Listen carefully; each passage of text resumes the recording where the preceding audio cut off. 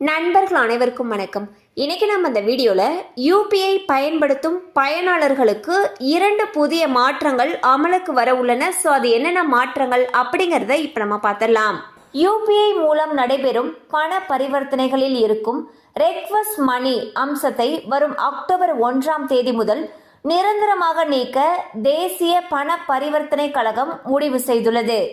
Digital பரிவர்த்தனைகளில் பாதுகாப்பை வலுப்படுத்தவும் மோசடிகளை தடுக்கவும் இந்த நடவடிக்கை எடுக்கப்பட்டிருப்பதாக என்பிசிஐ தெரிவித்துள்ளது.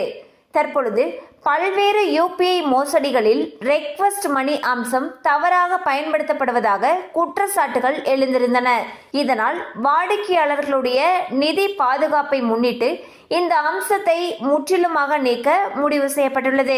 ஸோ பாத்தீங்கன்னா தற்பொழுது யூபிஐ டிரான்சாக்ஷன் தான் அனைத்து விதமான மக்களால் பெரிதும் பயன்படுத்தக்கூடிய ஒரு பண பரிவர்த்தனை முறையாக இருக்கு.